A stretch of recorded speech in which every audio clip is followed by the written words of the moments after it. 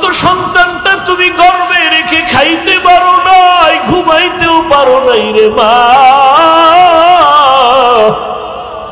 আমার চামড়া খুলিয়া জুতা বানাইলে তোমার ঋণ আদায় হবে না।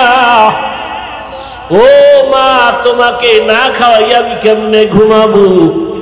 আমার চিন্তায় তুমি কত রাত ঘুমাইতে পারো নাই রে মা। আমার অসুস্থতার কারণে তোমার ঘুম চোখে আসে নাই রে মা। তোমারে আমি ক্ষুধার্ত রাইখা কেমনে ঘুমাই? তোমার জন্য দুধের পেয়ালা নিয়ে দাঁড়ানো, হঠাৎ আম্মাজান তাকায়া দেখে আমার পায়ের কিনারে আমার বাচ্চাগুলো কান্না করে করে ঘুমিয়ে পড়েছে। মা আরো আশ্চর্য হইয়া আমাকে ধমক দিয়ে কয়, বাবা, আরে আমার নাতিদের কেন তুই কষ্ট দিয়েছ? ওদেরকে কেন খানা দাও নাই? আমি মাকে বলছিলাম, মা, তোমার মুখে না দিয়ে আমি কারো মুখে দুধ দিব না, বাচ্চাদেরও দেই নাই। আমার আম্মা জান দুধ পান করার আগে একটা চিৎকার দিয়া দোয়া করেছে, হে মালিক, আমার কলিজার সন্তান আমার জন্য এতটা ত্যাগ স্বীকার করলো, কোরবানি করলো। ও আল্লাহ, তুমি ওরে দো জাহানে কামিয়াবি দান করিও। আমার আম্মা দোয়া করেছেন, ও আল্লাহ, তোমার মোহাব্বতে কাজটা করেছি রে আল্লাহ। আমার হাবিব মায়ের জন্য দোয়া করেছেন, ও আল্লাহ, আমলটা যদি পছন্দ হয় এর বরকতে পাথরের গুহা থেকে আমাদের এই গুহার মুখ থেকে পাথর সরায় হেফাজতের ব্যবস্থা করো। রহমতের নবী হাদিসে পাকে বলেন, তৃতীয় ব্যক্তি যখন কান্না করে দোয়া করা শুরু করছে, সাথে সাথে পুরা পাথরটাই গুহার মুখ থেকে আল্লাহ কুদরতে ফাঁকা হয়ে গেছে। हर के दारत खौफे हकदार दिल मदम जन्नतुल मअवा देहत ओ रामकाम। জীবনের ত্যাগ আর কোরবানি ছাড়া কেউ সফল হতে পারে নাই, কামিয়াব হতে পারে নাই। ও আমার যুবক, পর্দার আড়ালের মা বোনেরা, ও বৃদ্ধ বাবাজি, এই কোরবানির ইতিহাস, ত্যাগের ইতিহাস, কেমন বাবা সন্তানের জবাই করার জন্য রেডি, আর কেমন সন্তান বাবাকে বলে আমিও জবাই হওয়ার জন্য রেডি, তাড়াতাড়ি আমাকে জবাই করো, দেরি হলে আল্লাহ বুঝি আবার হুকুমটা নিয়ে যাবেন। কেমন ধৈর্য! ইব্রাহিম কাঁদে, ইসমাইলের চোখে পানি, হাজেরাও কান্না করে। ওদিকে মা হাজেরার কেমন ধৈর্য! শয়তান গিয়া কয়, হাজেরা, ইসমাইলের কই পাঠাইছো 13 বছরের পর? বলে, বাবা দাওয়াতে যায়, বাদশার দাওয়াতে। কয়, না না, জবাই করতে নেই। বলে, না, বাবা হইয়া কখনো সন্তান কি জবাই করতে পারে? শয়তান বলে, আসল কথা আল্লাহর হুকুম। হাজেরা বলে, শয়তান দূর হ, আমার আল্লাহ যদি হুকুম করে একজন ইসমাইল না, আর ইসমাইল যদি থাকে সব আমি আল্লাহর পথে দিয়ে দিব।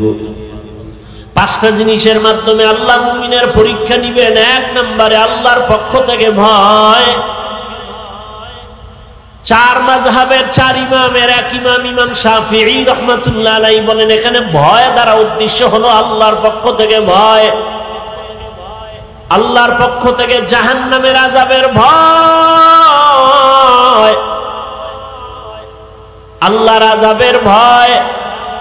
গুনাহ করলে জাহান্নাম, ওই ভয়ে তুমি বান্দা আল্লাহর মহব্বতের রশিটাকে মজবুত করে ধরে সামনে আগাও। আল্লাহর ভয় আর একটা দুনিয়ার মানুষের পক্ষ থেকে ভয়। পর্দা করলে তোমার আত্মীয় স্বজন বেজার। এখন তুমি আত্মীয় স্বজনের মন খুশি রাখবা নাকি আল্লাহর মন খুশি রাখবা? এটাই তোমার পরীক্ষা। আল্লাহকে খুশি রাখতে গেলে আত্মীয় বেজার হবে, আত্মীয় খুশি করতে গেলে আল্লাহ বেজার হয়ে যাবে। দাড়ি রাখলে আত্মীয়রা বেজার, আমার আল্লাহ খুশি। দাড়ি কাটলে আত্মীয় খুশি, আল্লাহ বেজার। এখন তোমার পরীক্ষা চলতেছে, তুমি কাকে খুশি রাখবা? ফলাফলের বেলায় দেখা যাবে কে কোন জায়গায় তুমি উপস্থিত হতে পারো। আল্লাহ তাআলা বলেন এই ভয়ের মাধ্যমে পরীক্ষা পাশ করার জন্য লাগবে ধৈর্য। ইয়া আইয়ুহাল্লাযীনা আমানুসবিরু ওয়া সাবিরু ওয়া রাবিতু ওয়াত্তাকুল্লাহা লাআল্লাকুম তুফলিহুন। ধৈর্যের বড় দাম। আল্লাহ তাআলা বলেন সব মানুষ জাহান্নামে যাবে, চার গুণওয়ালারা জান্নাতে যাবে। ওয়াল আসরি ইন্নাল ইনসানা লাফি খুসর ইল্লাল্লাযীনা আমানু ওয়া আমিলুস সালিহাত ওয়া তাওয়াসাউ বিল হক ওয়া তাওয়াসাউ বিস সাবর। ধৈর্য বড় দামি এক গুণের নাম। চার গুণওয়ালারা জান্নাতে যাবে। ওয়াল আসরি সূরা আল্লাহ বলেন সব মানুষ জাহান্নামে যাবে, চার গুণওয়ালারা জান্নাতে যাবে। এর মধ্যে চতুর্থ গুণ হলো ধৈর্য ধারণ করনেওয়ালারা। ধৈর্য বড় দামি এক সম্পদ। আল্লাহ তাআলা ধৈর্যের বড় সম্মানের বয়ান করেছেন। আজকে আমাদের মধ্যে ধৈর্য নাই, যে কারণে আমরা অনেক ক্ষেত্রে সামনে আগাইতে গিয়ে অনেক পেছনে পড়ে যাই। ধৈর্যের পরীক্ষা দিলেন, একটু আগে বয়ান করলেন কোরবানির বয়ান। ইতিহাসের পৃষ্ঠায় ধৈর্যের পরীক্ষা দিলেন আমার রহমতের নবী। ধৈর্যের পরীক্ষা দিলেন আইয়ুব নবী। ধৈর্যের পরীক্ষা দিলেন ইসমাঈল নবী। ধৈর্যের পরীক্ষা দিলেন ইসমাঈল নবীর মা হাজেরা। ধৈর্যের পরীক্ষা দিলেন বেঈমান ফেরাউনের স্ত্রী আসিয়া। সারা রাত শুধু ধৈর্যের বয়ান চলতে থাকবে, শেষ হবে না। মায়ার নবী কেমন ধৈর্যের পরীক্ষা দিলেন। দুনিয়াতে আসার আগে বাবা হারাইলেন, দুনিয়াতে এসে একবার আব্বা বলে ডাক দিতেও পারলেন না। চেহারা দেখবে দূরের কথা। কেমন ধৈর্যের পরীক্ষা। 6 বছরে দুঃখিনী মাকেও হারায় ফেললেন আমার নবী। আবার এমন এক পরিবেশে আছেন, চতুর্দিকে শুধু দুশ্মন। নবীর ডানে দুশ্মন, বামে দুশ্মন, চতুর্মুখী দুশ্মন নবীরে মারার জন্য রেডি। যেই নবী দোয়া করলে কবুল হয়ে যায়, উহুদ পাহাড় স্বর্ণ বানায় দিলে আল্লাহ চাইলেই দিতেন। নবী বলে না না, আমি গরিবী হালাতে থাকতে চাই, গরিবী হালাতে মরতে চাই, আমি গরিবদের সাথে কিয়ামতের দিন উঠতে চাই। নবী বলেন ও গরিবেরা, বড় লোকের বাড়ি গাড়ি দেখা, টাকা পয়সা দেখা আফসোস করিস না। কিয়ামতের দিন কঠিন সময়, বড় লোকের 500 বছর আগে গরিবেরা জান্নাতে চলে যাবে।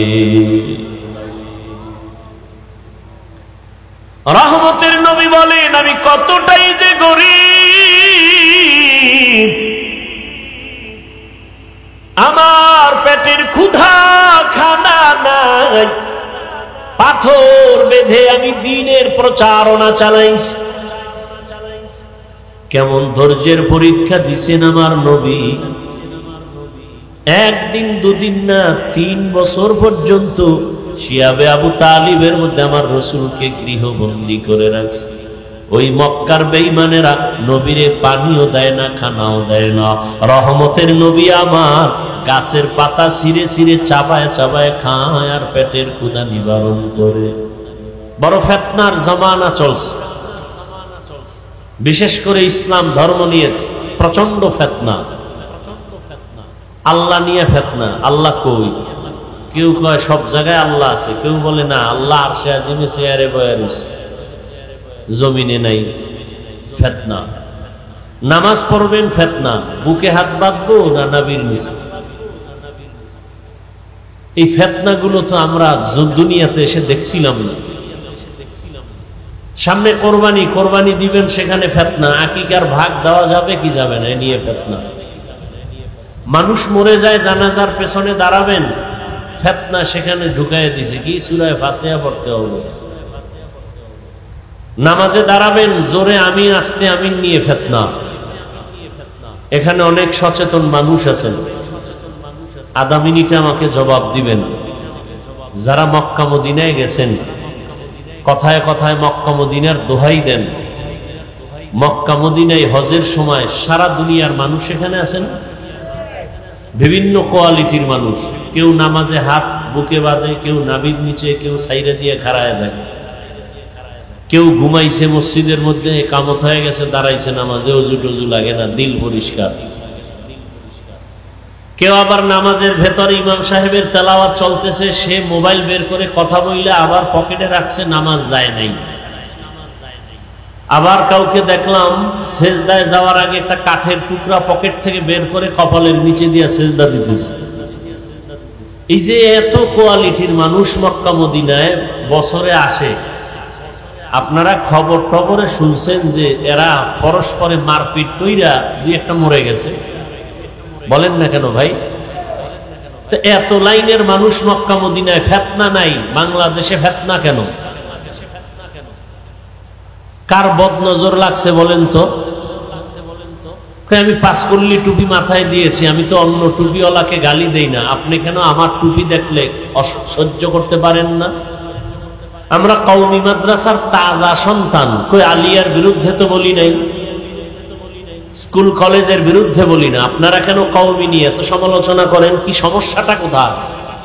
আমরা নাভির নিচে হাত বেঁধে নামাজ পড়ি, যারা বুকে হাত বাঁধে, কই আমরা তো হিংসা করি না, গালি দেই না, দেখলে সালাম দেই, আপনি কেন বাঁকা নজরে তাকান?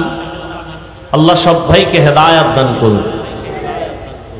ফিতনা বড় কঠিন। আগে ফিতনা ছিল মসজিদের বাইরে, এখন ফিতনা মসজিদের ভেতরে। এই ফিতনা থেকে বাঁচার জন্য একা একা সম্ভব না, মুরব্বি দরকার। কারণ আমরা মুরব্বি মানিয়াও সঠিক পথে ঠিক থাকতে পারি না, আর যারা মুরব্বি মানেন না তাদের উপায় কি? অনেকে বলে আমার অলিয়া উলিয়া মানি না, কোনো ব্যক্তি মানি না, কোরআন হাদিস মানি। 100% এরা গোমরা, এরা বাতিল। আল্লাহ পাক রব্বুল আলামিন আমাদের সবাইকে রসুলের আদর্শে জীবন যাপন করার তৌফিক দান করে। মুসাফিরের হালাতে জীবন যাপন করো। যখন ডাক আসবে তুমি চলে যেতে যেন কোনো পেরেশানি তোমাকে পোহাতে না হয়। জেলখানায় ঢুকলে মানুষ স্বাধীনভাবে চলতে পারে না, খেতেও পারে না। দুনিয়া নামক জায়গায় যে মুমিনরা থাকবেন, জেলখানার মতোই তাদের জীবন, অর্থাৎ চাইলেই খেতে পারবে না, মনে চাইলেই যেখানে সেখানে যেতে পারবে না। খাওয়ার আগে চিন্তা করবে খানাটা হালাল না হারাম, যাওয়ার আগে চিন্তা করবে কোথায় যাচ্ছি, কদমটা যে দিতেছি ওই দিকে যাওয়াটা আমার জন্য ভালো না খারাপ। তো দুনিয়াটা মুসিবতের জায়গা। আর আল্লাহ রসুল বলেন, আল্লাহ যাকে বেশি মুহাব্বত করেন, ভালোবাসেন, তাকে মুসিবত দিয়েই পরীক্ষা নিবেন।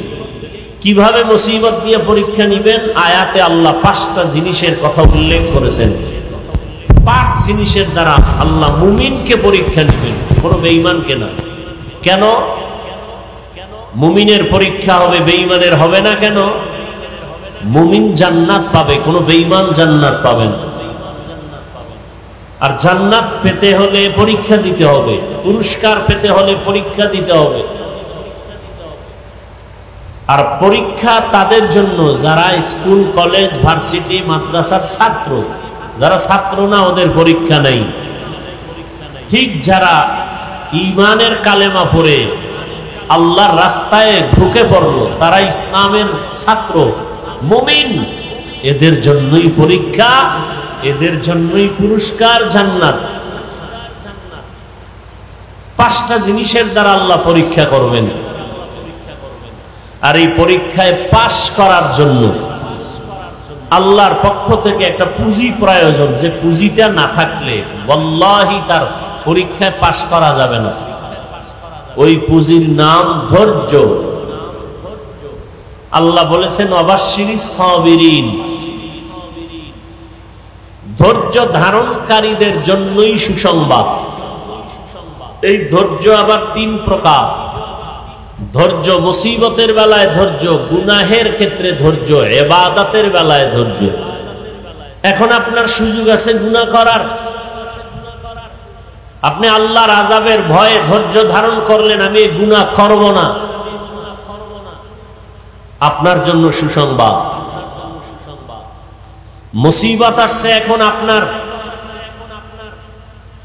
খানা দানা নাই, আছে হারাম জিনিস, খাইলে খাইতে পারেন জীবন বাঁচানোর জন্য, চলার মতো রাস্তা নাই, কেউ আপনাকে টাকা ধারও দেয় না। বড়লোক আছে এলাকায়, যদি বলেন আমাকে ৫,০০০ টাকা দেন ধার, কোরবানি আসতেছে, বাচ্চাদের নিয়ে কি করব, আমি আবার আপনাকে ২০ দিন পরে দিয়ে দিব।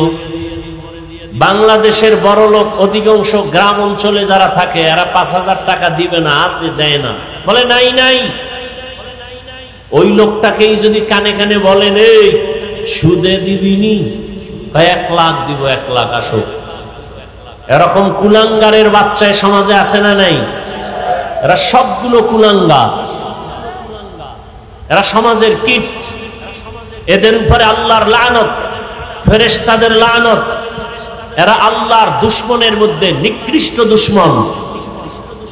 এদের মতো দুশমন আল্লাহর দুশমন, এরা ফেরেশতাদের দুশমন, এরা মানুষের দুশমন, এরা সমাজের দুশমন, এরা দেশের দুশমন। এই সুদের সাথে যারা জড়িত, ঘুষের সাথে যারা জড়িত, এরা আল্লাহর বড় বড় দুশমনের মধ্যে চূড়ান্ত দুশমন। এখন আপনি কি করবেন? হয়তো হারাম খাইতে হবে, না হয় না খায় থাকতে হবে। পরীক্ষা, ধৈর্য না থাকলে এই পরীক্ষায় পাশ করা যাবে না। বড় কঠিন পরীক্ষা। ইবাদতের বেলায় ধৈর্য। নামাজ পড়তে যাবেন, কালকে জুমার নামাজ, প্রচন্ড বৃষ্টি, ভিজে ভিজে গেলে কষ্ট হবে, কি করা যায়? যাদের ইমানের পার্সেন্ট যত, তার আমলের পরিধি তত। একজনের ইমান বলে আমি নফল নামাজ ছাড়বো না, আর একজনের ইমান বলে নফল লাগে না। ইমানের পার্সেন্ট কম বেশি আছে না নাই? বড় কঠিন কথা কিন্তু। একজনে বলে আমার নফল লাগে না, আর এক ইমানওয়ালা বলে আমার নফল পড়তেই হবে। কেন?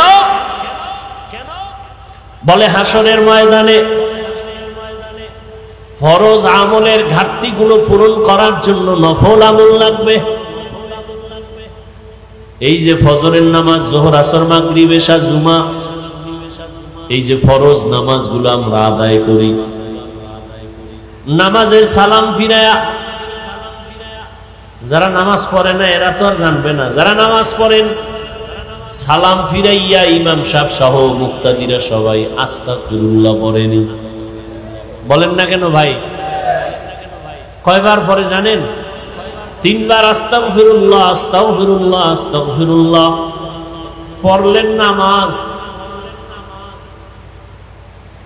অসাধ্য কোনো জিনিস, অপছন্দের কোনো জিনিস দেখলেই শুনলেই মানুষ আস্তাগফিরুল্লাহ পড়ে, কিন্তু আপনি পড়লেন নামাজ, এখানে আস্তাগফিরুল্লাহ 3 বার কেন আপনি পড়েন নামাজের সালাম ফিরাইয়া? বলে নামাজের ভেতরে তোমার ত্রুটি হয়ে যাইতে পারে, মালিকের কাছে ক্ষমা চাওয়ার নিয়তে 3 বার নামাজ শেষে তুমি সালাম ফিরে আস্তাগফিরুল্লাহ পড়ো। কারণ ইস্তেগফার এমন একটা আমল, এমন একটা তাসবিহ, রাত আসলে যেমন দিন থাকে না, অন্ধকার আসলে আলো থাকে না, আলো আসলে অন্ধকার যেমন থাকে না, যেই বান্দা বান্দি ইস্তেগফারের আমল করবে তার আমল নামায় কোনো গুনাহ থাকে না। ইস্তেগফারের আমল তো ফরজ আমলের ঘাটতি। রাসূল বলেন কিয়ামতের দিন অনেক মানুষ নামাজ নিয়ে দাঁড়াবে, কিন্তু নামাজে ঘাটতি অনেক। যেইভাবে সিজদা দেওয়া দরকার ওইভাবে হক আদায় করে সিজদা দেওয়া হয় নাই। রুকুর থেকে দাঁড়াইবে, দাঁড়াইয়া রব্বানা লাকাল হামদ বলবে, না পারলে অন্তত ওই টাইম পরিমাণ বলা পরিমাণ দাঁড়ায় থাকবে ওয়াজিব। ওই পরিমাণ দাঁড়ায় না, দৌড়ায় সিজদায় চলে গেল। সিজদায় যাওয়ার সময় আগে যাবে হাঁটু, এরপরে যাবে 2 হাত, এরপরে যাবে নাক, এরপরে যাবে কপাল। সে হাঁটু যাওয়ার আগে হাত দিয়ে ভর করে সিজদায় চলে গেল। সিজদা দিয়া তাসবিহ পড়বে, আবার উঠা বসবে, বসার পরে দোয়া আছে দোয়া পড়বে, না পারলে চুপচাপ বসে থাকবে। এরপরে আবার সিজদা করবে। যেইভাবে সিজদা করার প্রয়োজন সেইভাবে হক আদায় করে নাই। কিয়ামতের ময়দানে আল্লাহ যদি মাফ করে দেন, ওই ফরজ আমলের ঘাটতিগুলো পূরণ করার জন্য নফল আমলের প্রয়োজন হবে। নফল আমলের প্রয়োজন। এই জন্য কোন ঈমানওয়ালা বলে আমি নফল ছাড়বো না, তাহাজ্জুদ ছাড়বো না, ইশরাক ছাড়বো না, ওয়াবিন ছাড়বো না। আর একদল মুমিন বলে ঈমানের হালাত বলে আমার নফল পর্ব দূরের কথা, নফল লাগেই না। এরকম বহু ঈমানওয়ালা। ধৈর্য না থাকলে সম্ভব না। আল্লাহ বলেন ধৈর্য ধারণকারীদের জন্য সুসংবাদ 2টা। একটা মহা সুসংবাদ দুনিয়ার জমিনে আমি দিব, আর একটা মহা সুসংবাদ পরকালে আমি দিব। দুনিয়ার সুসংবাদ হলো অধৈর্য ধারণকারীর দল, আমি আল্লাহ নিজে তোমার বন্ধু হয়ে থাকব। ইয়া আইয়ুহাল্লাযীনা আমানু ইসতাঈনু বিস-সাবরি ওয়াস-সালাহ ইন্নাল্লাহা মা'আস-সাবিরিন। ধৈর্য ধারণকারীরা সুসংবাদ নেও, আমি আল্লাহ তোমার বন্ধু হয়ে গেলাম, কোনো চিন্তা নাই। আর একটা সুসংবাদ তোমার পরকালে, ইন্নামা ইউওয়াফফাস-সাবিরুনা আজরাহুম, ইন্নামা ইউওয়াফফাস-সাবিরুনা আজরাহুম বিগাইরি হিসাব। কিয়ামতের ময়দানে ধৈর্য ধারণকারীদের সুসংবাদ আমি বিনা হিসাবে জান্নাত দিয়া দিব। বিনা হিসাবে জান্নাত পাওয়া বড় কঠিন। ধৈর্য ধারণকারী যারা, তাদের আল্লাহ বিনা হিসাবে জান্নাত দান করবেন। ধৈর্য ধারণকারী দুনিয়ায় পাবে আল্লাহ তার বন্ধু, আখিরাতে তার বিনা হিসাবে জান্নাত। এজন্যই ধৈর্য না থাকলে পরীক্ষায় পাশ করা সম্ভব না। আল্লাহ মুসিবতের দ্বারা পরীক্ষা নিবেন, ধৈর্য ধারণ করতে হবে। ধৈর্য ধারণ করে চুপ থাকা যাবে না। বলে মুসিবত যখন আসবে, জবানের আমল একটা, বাস্তবে আর আমল চালাওয়ার একটা। মুসিবত যখন আসবে তখন তোমার জবানের আমল, ইজা আসাবাতহুম মুসিবাহ ক্বালু ইন্না লিল্লাহি ওয়া ইন্না ইলাইহি রাজিউন। ধৈর্য ধারণকারীরা মুসিবত যখন আসবে, জবানের আমল ইন্না লিল্লাহি ওয়া ইন্না ইলাইহি রাজিউন। আবার তুমি দোয়াও পড়ো, রহমতের নবী বলেন আল্লাহুম্মা জুরনি ফি মুসিবাতি আখলুফ লি খায়রাম মিনহা। আল্লাহর কাছে তুমি ধৈর্য চাও, আজর চাও, ফলাফল আল্লাহ ধৈর্যের ফলাফল দান করো।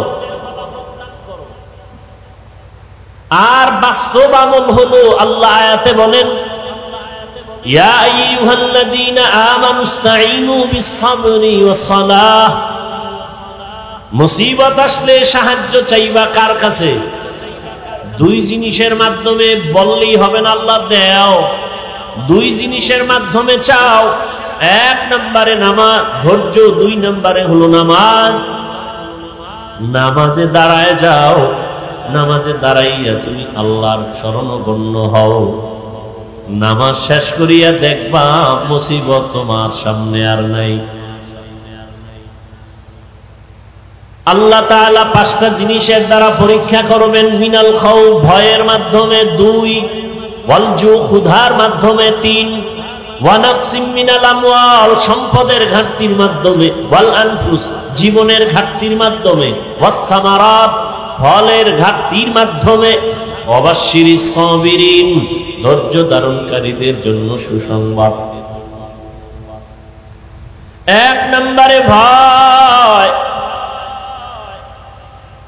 ভয়ের মাধ্যমে মুমিনের পরীক্ষা। সবগুলোই কিন্তু জীবনের জন্য একটা হুমকি স্বরূপ মুসিবত। ভয় আবার কয়েকটা ভাগে বিভক্ত। এক ভয় হলো আল্লাহর ভয়, আর একটা ভয় হলো দুনিয়ার মানুষের পক্ষ থেকে ভয়। তুমি যদি দাড়ি রাখো চাকরি থাকবে না, এরকম ভয় আছে না নাই? সেদিন এক আর্মির চাকরিজীবী এক যুবক, মোনাজাতের পরে বের হইলাম, স্টেজের সামনে গাড়িতে উঠার আগে বলে, হুজুর দোয়া করবেন, আমি আর্মির চাকরি করে কয়েকদিন আগে চাকরি ছেড়ে দিয়েছি। কেন ছাড়লা?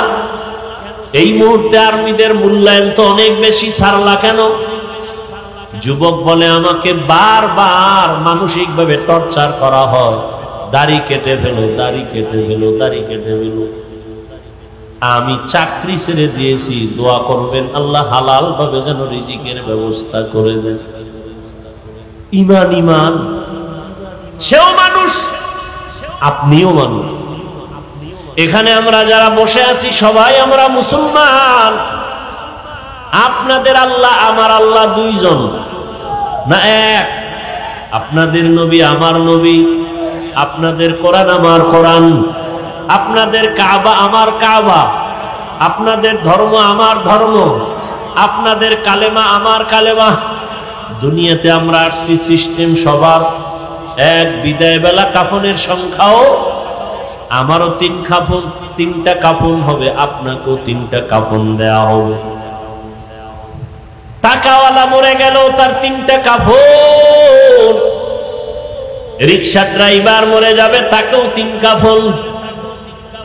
টাকাওয়ালার সম্মানে একটা কাফন কেউ বাড়াবেও না, গরিব হওয়ার কারণে কেউ মরে গেলে একটা কাফন কেউ কমাইও দিবে না। কাফনের সংখ্যাও কয়টা বলেন? পুরুষের 3টা, মহিলাদের 5টা। কালার কি হবে?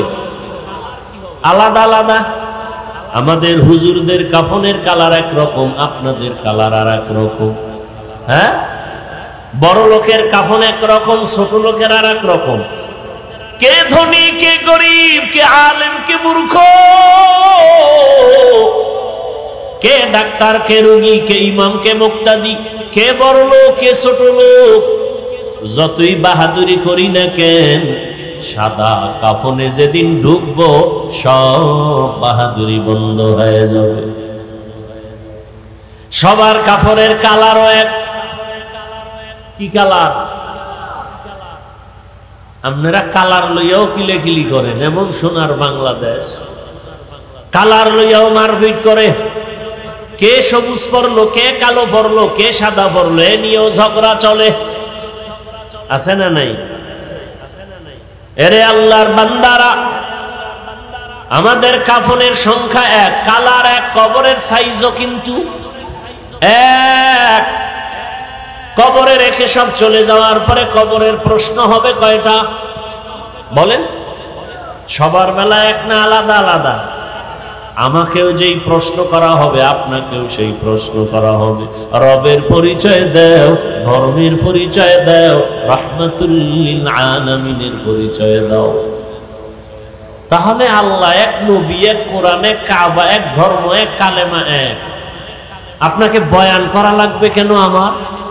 আপনি তো আল্লাহ মানেন, নবী মানেন, কোরআন হাদিস মানেন। আপনাকে কেন টুপির বয়ান করব, দাড়ির বয়ান করব, পোশাকের বয়ান করব, নামাজের বয়ান করব? আজকে তো বিধর্মীকে বয়ান করব যারা আল্লাহ চিনে না, কোরআন চিনে না, নামাজ বুঝে না। অথচ তাদেরকে সময় দেওয়ার টাইম নাই, আপনাদের পেছনে ঘুরতে ঘুরতে 12 মাস ঘুমানোর টাইম নেই। পায়ে ধরে ধরে আপনাদের বুঝাইতে হয় নামাজ পড়েন, টুপি পরেন। আপনিও মুসলমান, আমিও মুসলমান। আমার টুপি মাথায় না রাখলে লজ্জা পাই। আর আপনি কেমন মুসলমান যে আপনি টুপি মাথায় দিতে গেলে লজ্জা পান? আমি দাড়ি না রাখলে লজ্জা পাই, আর আপনি দাড়ি রাখতে গেলে লজ্জা পান। আমি নামাজ না পড়লে লজ্জা, আপনি নামাজ পড়তে গেলে লজ্জা। আমি আল্লাহর ঘর মসজিদে, আপনি মসজিদে ঢুকতে গেলে লজ্জা পান।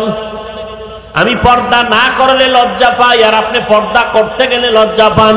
আপনি কেমন ভিআইপি মুসলমান? আপনার ইমানের হালাত কি? আমি আপনাকে কথা বলি না সবাই আমার মতো হুজুর হয়ে যান।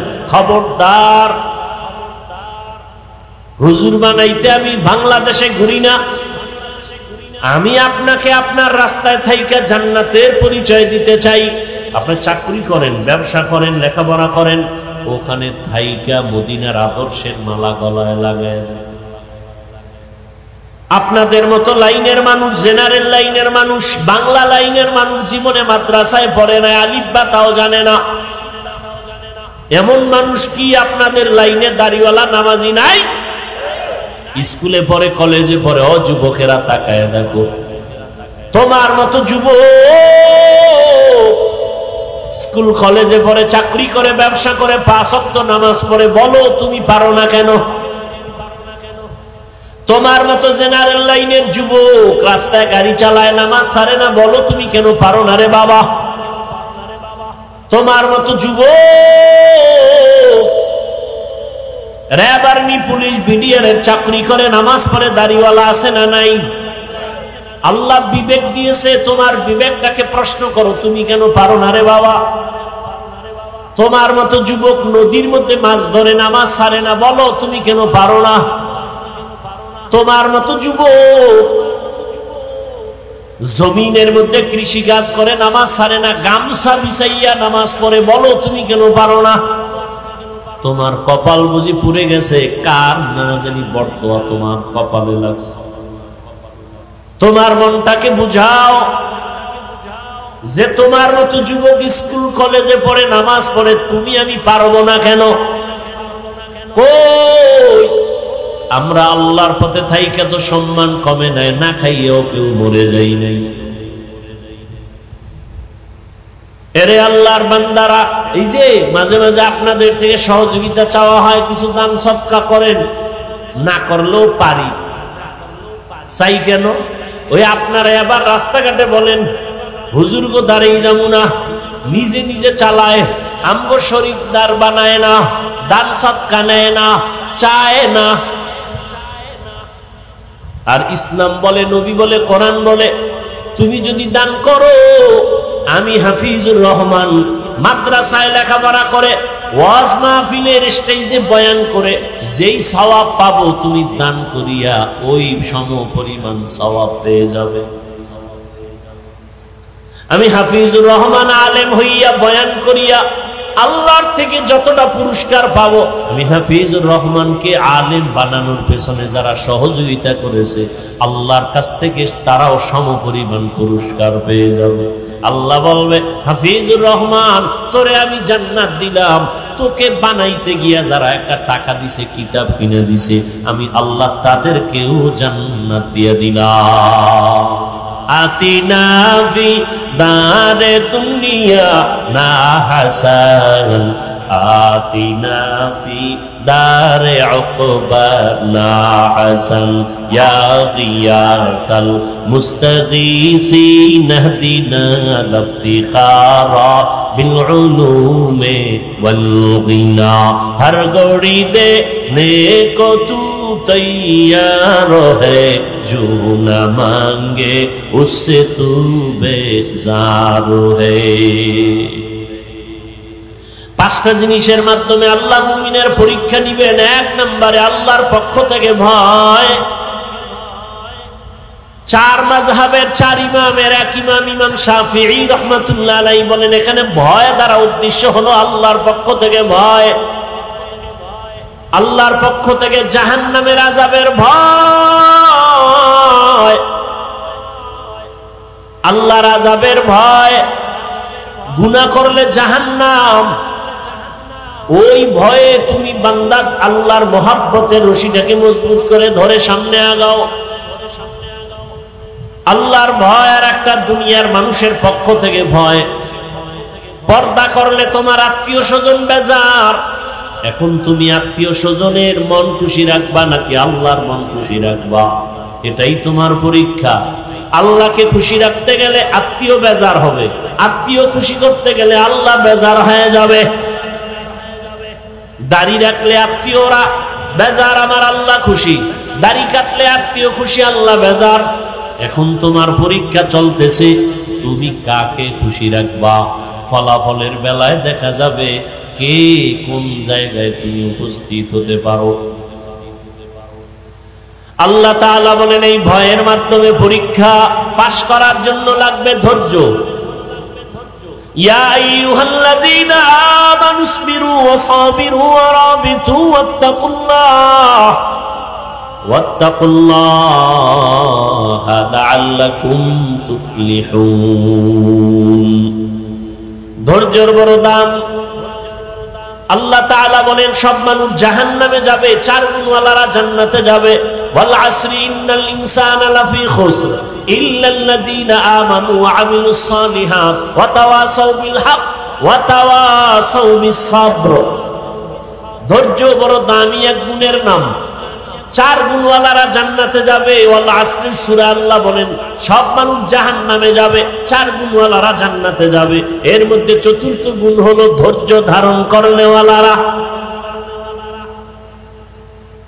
ধৈর্য বড় দামি এক সম্পদ। আল্লাহ তাআলা ধৈর্যের বড় সম্মানের বয়ান করেছেন। আজকে আমাদের মধ্যে ধৈর্য নাই, যে কারণে আমরা অনেক ক্ষেত্রে সামনে আগাইতে গিয়ে অনেক পেছনে পড়ে যাই। ধৈর্যের পরীক্ষা দিলেন, একটু আগে বয়ান করলেন কোরবানির বয়ান। ইতিহাসের পৃষ্ঠায় ধৈর্যের পরীক্ষা দিলেন আমার রহমতের নবী। ধৈর্যের পরীক্ষা দিলেন আইয়ুব নবী, ধৈর্যের পরীক্ষা দিলেন ইসমাঈল নবী, ধৈর্যের পরীক্ষা দিলেন ইসমাঈল নবীর মা হাজেরা, ধৈর্যের পরীক্ষা দিলেন বেঈমান ফেরাউনের স্ত্রী আসিয়া। সারা রাত শুধু ধৈর্যের বয়ান চলতে থাকবে, শেষ হবে না। মায়ার নবী কেমন ধৈর্যের পরীক্ষা দিলেন। দুনিয়াতে আসার আগে বাবা হারাইলেন, দুনিয়াতে এসে একবার আব্বা বলে ডাক দিতেও পারলেন না। চেহারা দেখবে দূরের কথা। কেমন ধৈর্যের পরীক্ষা। 6 বছরে দুঃখিনী মাকেও হারায় ফেললেন আমার নবী। আবার এমন এক পরিবেশে আসছেন, চতুর্দিকে শুধু দুশ্মন। নবীর ডানে দুশ্মন, বামে দুশ্মন, চতুর্মুখী দুশ্মন নবীরে মারার জন্য রেডি। যেই নবী দোয়া করলে কবুল হয়ে যায়, উহুদ পাহাড় স্বর্ণ বানায় দিলে আল্লাহ চাইলেই দিতেন। নবী বলে না না, আমি গরিবী হালাতে থাকতে চাই, গরিবী হালাতে মরতে চাই, আমি গরিবদের সাথে কিয়ামতের দিন উঠতে চাই। নবী বলেন ও গরিবেরা, বড় লোকের বাড়ি গাড়ি দেখা, টাকা পয়সা দেখা আফসোস করিস না। কিয়ামতের দিন কঠিন সময়, বড় লোকের 500 বছর আগে গরিবেরা জান্নাতে চলে যাবে। রহমতের নবী বলেন আমি কতটাই যে গরিব, আমার পেটের ক্ষুধা খানা নাই, পাথর বেঁধে আমি দ্বীনের প্রচারণা চালাইছি। কেমন ধৈর্যের পরীক্ষা দিছেন আমার নবী। একদিন দুদিন না, 3 বছর পর্যন্ত শিয়াবে আবু তালিবের মধ্যে আমার রাসূলকে গৃহবন্দী করে রাখছে। ওই মক্কার বেঈমানেরা নবীরে পানিও দেয় না, খানাও দেয় না। রহমতের নবী আমার গাছের পাতা ছিঁড়ে ছিঁড়ে চাবায় চাবায় খায় আর পেটের ক্ষুধা নিবারণ করে। মিনাল খাউফি ওয়াল জু', এক পরীক্ষা আল্লাহর ভয়। নয়, দ্বিতীয় পরীক্ষা ক্ষুধা। ইমাম শাফিঈ রাহমাতুল্লাহ আলাইহি বলেন এখানে ক্ষুধা মানে হলো রোজা। রোজাদার সারাদিন না খাওয়ার কষ্ট কেমন, গরিবেরা না খাইয়া কষ্ট করে কেমন, এটা তুমি রোজা রাইখা উপলব্ধি করো। পরীক্ষায় যদি পাশ করতে চাও ধৈর্য ছাড়া সম্ভব হবে। হাদিসে পাকের মধ্যে আসহাবে রকিম নামে একটা ঘটনা আছে, বলবো? অনেকে আপনারা জানেন, তারপর আমি অল্প টাইমে বলে ফেলবো। আসহাবে রকিম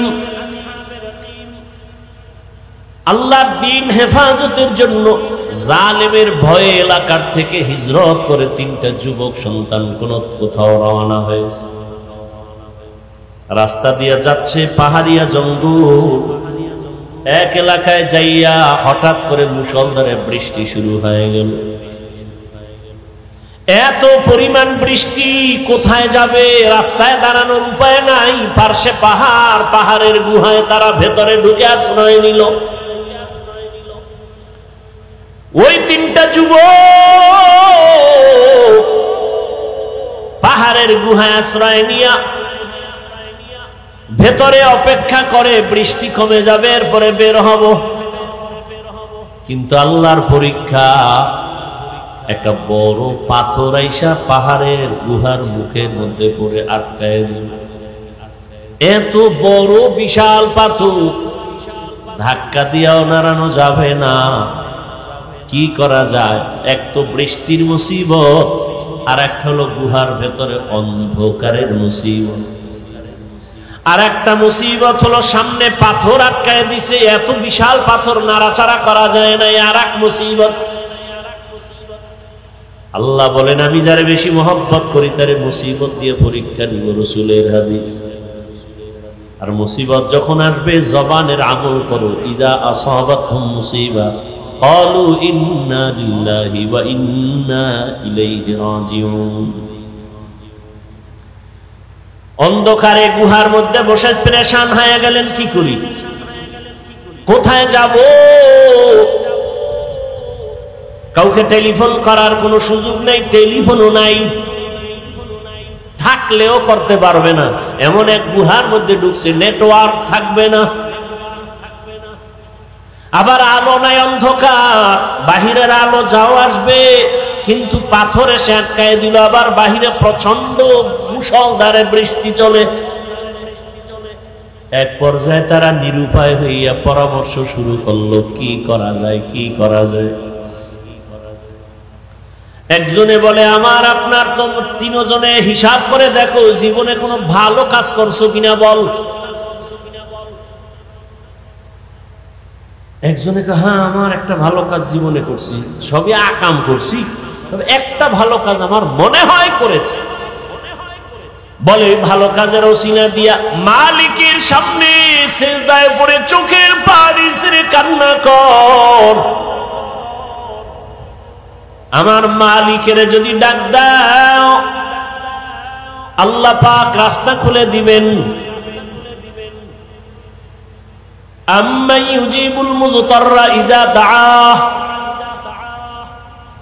বান্দা যখন মুসিবতে পড়ে আমার মালিকের ডাক দেয়, আল্লাহর কোরআন বলে আল্লাহ তার মুসিবত থেকে তাকে পবিত্রতা অর্জন করার রাস্তা খুলে দেন। তিনটা যুবক পরামর্শের মাধ্যমে সিদ্ধান্ত এক হয়ে গেল, হ্যাঁ যার যার জীবনের ভালো কাজ যদি থাকে ওই কাজের ওসিলা দিয়ে মালিকের ডাকো আর কান্না করো। প্রথম জন বলে আমার এক ভালো কাজ আছে, দ্বিতীয় বলে আমারও জীবনের একটা ভালো কাজ আছে, আর একজন বলে আমারও ভালো কাজ আছে। এক যুবক চোখের পানি ছেড়ে কান্না করে আর ভালো কাজের ওসিলা দিছে। কি তোমার ভালো কাজ? বলে আমার ভালো কাজ হলো হ্যাঁ আমি এক সময় টাকার মালিক হইয়া আমার বাড়ি কর্মচারীরা কাজ করত, কর্মচারী কাজ করার ক্ষেত্রে এক কর্মচারী আধা বেলা কাজ করলো,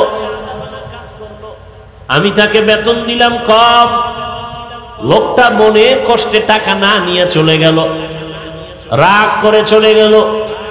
ওই টাকাগুলো আমার কাছে রেখে গেল, আমি আমানতের সাথে টাকাগুলো দিয়ে আমি বকরি কিনে কিনে কিনে কিনে একের পরে এক বকরি বড় হয়, বিশাল এক পাল হয়ে গেল। ওর ওই মজুরির টাকা আমি খেয়ানত করি নাই, আমি ওই টাকা দিয়া বাড়ায়া বাড়ায়া বিশাল এক বকরির পাল হয়ে গেল। কোন একদিন ওই কর্মচারী এসে বলে আমার টাকা দাও, আমি চাইলে ওর ওই অতটুকু টাকাই দিতে পারতাম, কিন্তু না, মালিকের দরবারে কাঁদেন আর বলেন হে মালিক, তোমার জাহান্নামের আযাবের ভয় অন্তরে জমা করিয়া ওই কর্মচারীর পুরা টাকার অর্জন করা যত বকরি সব আমি দিয়া দিলাম, আর বললাম এগুলো তোর টাকার নিয়ে যা। কর্মচারী বলে আমার এগুলো কই পাবো, আমার অল্প টাকা, টাকা দাও। বলে না, আমি বাড়ায় বাড়ায় বাড়ায় বাড়ায় বকরির পাল করেছি, এগুলোর মালিক আমি না, তুই এগুলোর মালিক, সব নিয়ে যা। ও আল্লাহ, আমি চাইলে তো বকরি রেখে দিতে পারতাম, রাখি নাই, তোমার মহব্বতে খেয়ানত করি নাই। আল্লাহ, তোমার মহব্বতে আমলটা করেছি, যদি তোমার কাছে ভালো লাগে, এর বরকতে মুসিবতের সময় গুহার মুখের থেকে পাথরটা তুমি সরায়া দাও। হাদিস শরীফে আল্লাহর রাসূল বলেন, আল্লাহর কাছে কান্না করে দোয়া করা মাত্র সাথে সাথে পাথরের আল্লাহর কুদরতি জিম্মায় 3 ভাগের 1 ভাগ পাথর এমনে এমনে ফাঁকা হয়ে গেল। কয় ভাগ? 3 অংশের 1 অংশ ফাঁকা হয়ে গেল। অটো কার কুদরত? আল্লাহর কুদরত। আল্লাহ তো সাহায্য করবেন, তবে আল্লাহর কাছে চাইতে হবে, তাও আবার উল্টা পাল্টা নিয়মে চাইলে হবে না। কান্না, নামাজ, ধৈর্য। দ্বিতীয় যুবক আল্লাহর দরবারে কান্না শুরু করলো, হে মালিক, আমার জীবনে একটা ভালো কাজ আমি করেছি। কি? আমি একদিন আমার বয়সের যৌবন কালে আমি আমার চাচার বাড়ি বেড়াইতে গেছিলাম।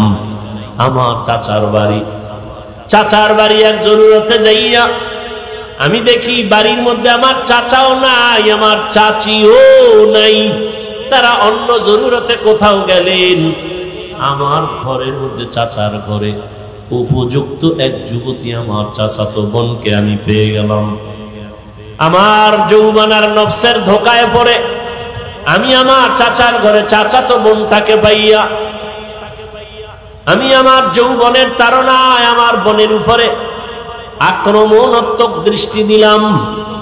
লোভানক দৃষ্টি দিয়া যখন আমি বোনটাকে মাটির মধ্যে ফেলে দিলাম, আমি এক পর্যায়ে বোনের, চাচাতো বোনের বুকের উপর উঠে বসছি। এমন সময় আমি দেখি আমার চাচাতো বোন মাটির মধ্যে চিত হয়ে শুয়ে চোখের পানি ছেড়ে কান্না করতেছে। আমি জিজ্ঞাসা করলাম, বোন, তোমাকে আমি আঘাত করি নাই, আমি তোমার বুকের উপরে বসছি, তুমি কান্না করো কেন? চাচাতো বোন বিনয় হয়ে বলে, ও আমার চাচাতো ভাই, এখানে আমার মা নাই, বাবা নাই, আমার আল্লাহ আমাকে দেখতেছেন। আমার এই জীবনের বয়সে কোনোদিন কেউ আমার শরীর টাচ করে নাই। তুমি আমাকে শরীয়ত অনুযায়ী ইসলামের আইনে বিবাহ তো করতে পারো, বিবাহ করে নাও, কিন্তু কলঙ্কের দাগ বসাইও না রে ভাই। আমার জীবনে কোনো কলঙ্কের দাগ বসে নেই। আজ আমার জীবনের উপরে কলঙ্কের দাগ যদি বসে, আমি কেমনে মালিকের আদালতে দাঁড়াবো?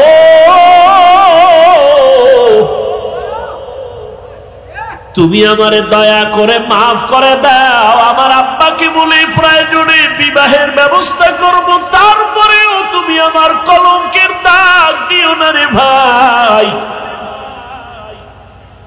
যুবক আল্লাহর কাছে কান্না করে বলেন, হে মালিক, ওই চাস্ত বোনের কান্না দেখাও আমার অন্তর নরম। আমি আমার বোনের কান্না দেখে দ্রুত আমি বোনের থেকে আলাদা হয়ে বললাম, বোন আমারে মাফ করে দাও, আমি তোমার উপরে আর অপরাধ করব না। ও আল্লাহ, তোমার জন্যই আমি আমলটা করেছি, চাইলে তো আমি জোর করে অন্যায় করতে পারতাম। তুমি এর বরকতে আমাকে পরিত্রাণ দাও, গুহার মুখ থেকে আমাদের বাঁচাও। কান্না করে দোয়া করা মাত্র পাথরের টিনের 2 অংশ ফাঁকা হয়ে গেল আল্লাহর কুদরতে। তৃতীয় যুবক আল্লাহর দরবারে কান্না করেন, হে মালিক, আমার জীবনের একটা ভালো কাজ মনে হয় আমার মনে বলে ভালো কাজ করেছে। আমি এক বাবার গরিব সন্তান, আমি বাহিরে গিয়ে কাজ না করলে আমার চুলায় আগুন জ্বলে না, খানাও হয় না, আমার বাচ্চা আছে ছোট ছোট, আমার ঘরে আমার বৃদ্ধ বাবা বিছানায় পড়ে আছে, আমার বৃদ্ধা মাও ঘরে আছে। আমার জীবনের অভ্যাস ছিল, আমি কাজ করে তখন আমার প্রধান খাদ্য ছিল আমাদের গাভীর দুধ। আমি কাজ করে প্রতিদিন বাড়িতে আসার সময় গাভীর দুধ নিয়ে আসতাম। সারাদিন আমার বাচ্চারা ক্ষুধার্ত, খানা পায় না। আমি এসে প্রথমে মায়ের মুখে দুধ দিয়া, বাবার মুখে দিয়া, তারপরে বাচ্চাদের দিতাম। আমি আমার কলিজা দিয়া মাকে বাবাকে মোহাব্বত করেছি। আমার মা বাবাকে আগে দুধ পান করাইয়া তারপরে বাচ্চাদের দিতাম। একদিন কাজ থেকে আসতে আমার বাড়িতে রাত হয়ে গেল। রাতের গভীরে বাড়িতে আসার পর হঠাৎ তাকায় দেখি মা দেরি দেখে ঘুমায় পড়ছে, আব্বাও ঘুমায়, বাচ্চারাও ঘুমন্ত, ক্ষুধা। আমি তো নিয়ত আমার পাকা, আমার মা বাবাকে দুধ না দিয়া বাচ্চাদের দুধ দিব না, আমার ওয়াদা। আমি দুধের পেয়ালা নিয়ে ভাবতেছি কি করব, বাচ্চারাও ক্ষুধার্ত, কান্নার আওয়াজ। ওদিকে আমার মা ক্ষুধার্ত কিন্তু ঘুমে। এখন ঘুম থেকে ডাক দিলেও মা কষ্ট পাবে, কাঁচা ঘুম। ওই যুবক বলে, তখন আমি মায়ের আদর আর দোয়া পাওয়ার জন্য আমি দুধের পেয়ালা নিয়ে মায়ের মাথার কিনারায় দাঁড়ায় আছি। আম্মা জান যখন সজাগ হবেন তখন আমি প্রথমে দুধ দিব, গাভীর দুধ পান করবে, তারপরে বাচ্চাদের দিব। আমি দুধের পেয়ালা নিয়ে দাঁড়ানো, মা ঘুমায়, বাবাও ঘুমায়, আমার বাচ্চাগুলো ক্ষুধার যন্ত্রণায় কান্না করে। এক পর্যায়ে বাচ্চাগুলো আমার পায়ের কাছে আইসা কান্না করে আর বলে, বাবা খানা দাও। আমি মাকে না দিয়া বাচ্চাদের দিব না, আমার ওয়াদ আমি দেই না। এক পর্যায়ে তাকায় দেখি ক্ষুধার তৃষ্ণা আমার বাচ্চাগুলো কান্না করে করে মাটির মধ্যে পড়ে ঘুমায় গেছে। রাতের গভীরে আমার আম্মা সজাগ হইয়া তাকায় দেখে আমি সন্তান দুধের পেয়ালা দিয়ে মায়ের কিনারায় দাঁড়ানো। মা তাকায় বলে, বাবা তুমি কি ঘুমাও নাই? আমি বললাম, মা তোমাকে আমি না খাওয়ায় কেমনে ঘুমাবো, আমার চোখে ঘুম আসবে না, কারণ তুমি আমাকে গর্বে নিয়ে কত রাত ঘুমাইতে পারো নাই রে মা, কত কষ্ট করেছ।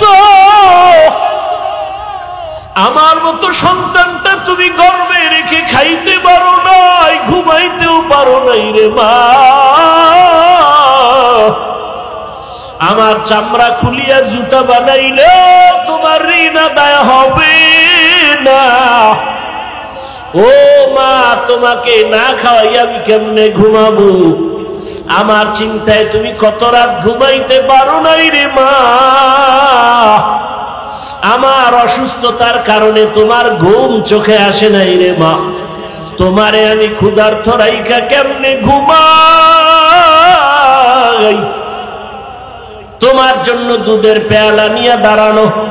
হঠাৎ আম্মা জান তাকায়া দেখে আমার পায়ের কিনারে আমার বাচ্চাগুলো কান্না করে করে ঘুমিয়ে পড়েছে। মা আরো আশ্চর্য হইয়া আমাকে ধমক দিয়ে কয়, বাবা আরে আমার নাতিদের কেন তুই কষ্ট দিয়েছ, ওদেরকে কেন খানা দাও নাই? আমি মাকে বলছিলাম, মা তোমার মুখে না দিয়ে আমি কারো মুখে দুধ দিব না, বাচ্চাদেরও দেই নাই। আমার আম্মা জান দুধ পান করার আগে একটা চিৎকার দিয়া দোয়া করেছে, হে মালিক, আমার কলিজার সন্তান আমার জন্য এতটা ত্যাগ স্বীকার করলো, কোরবানি করলো, ও আল্লাহ তুমি ওরে দোজাহানে কামিয়ে বিধান করিও। আমার আম্মা দোয়া করেছেন, ও আল্লাহ তোমার মহাব্বতে কাজটা করেছি রে আল্লাহ। আমার হাবিব মায়ের জন্য দোয়া করেছেন, ও আল্লাহ আমলটা যদি পছন্দ হয় এর বরকতে পাথরের গুহা থেকে আমাদের এই গুহার মুখ থেকে পাথর সরায় হেফাজতের ব্যবস্থা করো। রহমতের নবী হাদিসে পাকে বলেন, তৃতীয় ব্যক্তি যখন কান্না করে দোয়া করা শুরু করছে, সাথে সাথে পুরা পাথরটাই গুহার মুখ থেকে আল্লাহর কুদরতে ফাঁকা হয়ে গেছে। হরকে দারত খৌফে হকদার দিল মদন জন্নতুল মাওয়া দেহদ ও রামাকাম। জীবনের ত্যাগ আর কোরবানি ছাড়া কেউ সফল হতে পারে নাই, কামিয়াব হতে পারে নাই। ও আমার যুবক,